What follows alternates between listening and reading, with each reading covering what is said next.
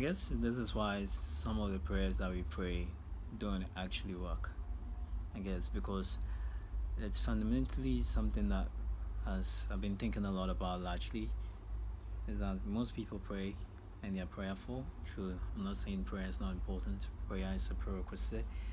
It just means that you acknowledge the supremacy of God over your life, and so therefore you are not prideful. You humble yourself before the Lord and you acknowledge His supremacy over your life. But some people just, I don't know, they just believe that the truth in the Bible are just meant to be one. So all that they know is prayer works, and so all that they do is just pray, pray, pray, pray, pray.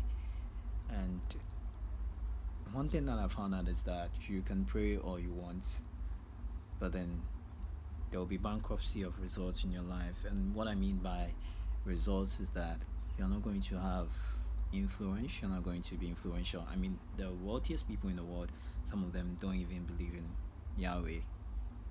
Some of them don't even know who Yahweh is. And the wealthiest people you could ever imagine are people that are, in our context, sinful. They don't have a lot of moral excellence. They are just people that, I mean, it's something that took me a long time to realize. Like, when Solomon said that, seeth a man that is diligent at his work, he shall appear before kings and not before obscure men. What he fundamentally said was that I'm not saying forsake the Lord. That's not what I'm saying, because it will cost you your very life if you forsake the Lord. You will lose eventually. When all is said and done, you are going to lose. But then what I'm trying to say is that some people just rely, they believe that the truth in the scriptures are fundamentally meant to be like one truth. So all that they know is hard work. So long as I work hard, so long as I become like I hustle, I'm going to have it. But that's not the truth. There is a lot you need to.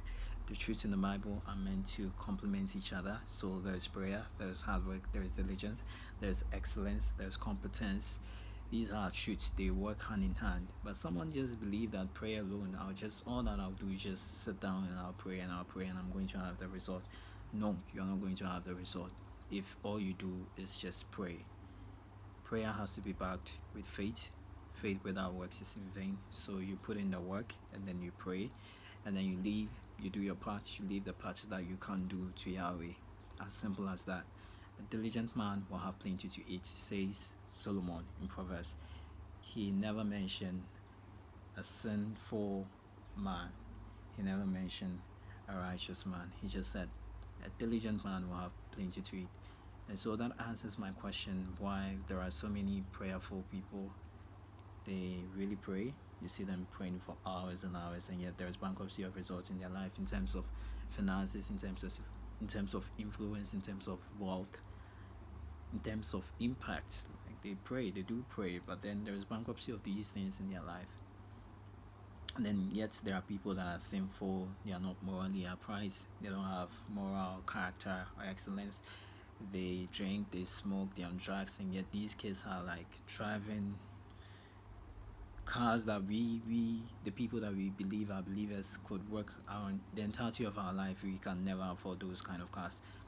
We can never have those kind of influence and those kind of impact. He said a diligent man. He never mentioned a righteous man. So long as you're diligent, so long as you're skillful in your work, so long as you apply yourself and put in the work, so long as you look for the truths, by the truth he says, so long as you look for the truth and you apply yourself and seek Yahweh, you're going to have your result.